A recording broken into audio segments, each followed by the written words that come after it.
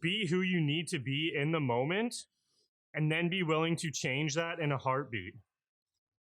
Damn. So it says, right in the quote by Fernando Flores, that's what has to happen for an individual to go from pretty okay to absolutely great at whatever endeavor.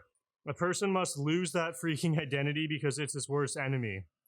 So it says, just as a samurai would die before going into battle, you will want to do the same. Die to who you are. Let your cherished, built-up personality pass away. This ego, this personality, this identity was finished being made up for most people in junior high school. Therefore, it's just full of adolescent fear, worry, and anxious hope. Let's start with hope. Here's the problem with hope. Hope is always producing a longing for external circumstances to change while ignoring the beautiful internal resources already there. Another quote from Flores that might apply now is, hope is the raw material of losers. I like that last line. Damn. And the thing that comes to my mind right away, just from recent things in my life with other people that I've been chatting with and stuff, is it always comes back to jobs. Right. And the hope thing where, people will sit around at a job for 20 years hoping something better will happen, right? Like, oh, well, I hope one day I get a better job, or hope one day, this crazy new job just slaps me in the face and I can leave the one I'm at. Yeah. But you're always just hoping for something in the future instead of just taking action right now to create whatever that is. So I don't know what if that sparked anything for you. Well, it sparked the conversation we were having the other day about what if the question I asked our business coach, Ed. Right. We have the same coach. Mm-hmm. Shelby hooked me up on that one. The question I asked with Ed was, what am I if I am not chasing the ideal version of myself? And that's like, it's really like what the quote is getting at as well, is like, really, you have to be chasing the ideal version of yourself, but you also have to just be okay to change whatever that is at any moment. Like, yeah, that part was really good. I like that. In here where it's saying you have to be able to change whatever that is in a heartbeat. Yeah, like it's because there's one thing of being stuck in the past, just totally like in your own ego of what once was. Yeah, and that's it's kind of fear-based because you don't want to move forward and you're just stuck in the past and you're just reminiscing, and that's really not going to get you anywhere. You're just going to plateau. So you don't want to stay too stuck in the past, and you don't want to be like super monk, like I don't want anything in my life, I'm okay with everything.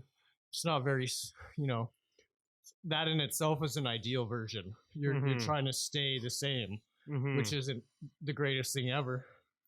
But then also, you don't want to be super fixated on what you're trying to be exactly. Like, you don't want to have to fix on like one specific version of yourself, because that might change on a day-to-day basis, right?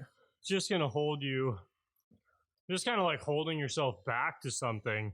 Yeah, exactly. Like, what came up for me again was the resort thing with you guys. Like things change a little bit. There's some heat that's applied to you guys via CTV. Yeah. So if you guys were just stuck in a fixed mindset chasing what you wanted the campaign to be, you would just be stuck and you'd be like frozen in this spot of like, what are we going to do? How are we going to work this out? Our whole shit is changed based on some dude's opinion of us. It's like, yeah. And man, it changes every day. And it's something, I don't know, we haven't been sharing a ton on it lately. And one of the things, we've talked about is, we don't, like, I don't want to say we don't have a plan. Like, we have many plans, but the plans change every day. The plans change every time I make a phone call. Yeah. You know, we were designing buildings and all these structures we're doing in a modular way, and we started designing the panels, and they're 10 feet wide by 16 feet long. Like, yeah, we'll just trailer it all up there. Well, I forgot that that's over width on a truck. Right. So I hear I've designed all these things. Then I've got to call my transport guy. I go, okay, well, it's 10 feet wide. Yeah, you need a permit. I'm like, oh, fuck. So I'm on the phone for another 2 hours trying to figure out permits, and then realize that it's only going to cost me $30 for an entire month for a permit. But it's like, you know, that's just, it's all friction points for people to quit or to stop and go, oh, well, I don't want to have to deal with that shit. I'll just like, whatever. And like, I could have, you know, as soon as my buddy said, hey man, like over 8.5 feet, if you need a permit for wide load shit, I could have just gone, oh, fuck it. That's too much work. It's going to cost too much money. I could have just not even looked into it. Yeah. When like, it's only $30 and we can take up to 11 feet. No questions asked. Like, that's actually awesome because it makes our building way easier. But a lot of people would have never even made the call, and they would have gone and changed all their drawings and done way more work than they needed to do.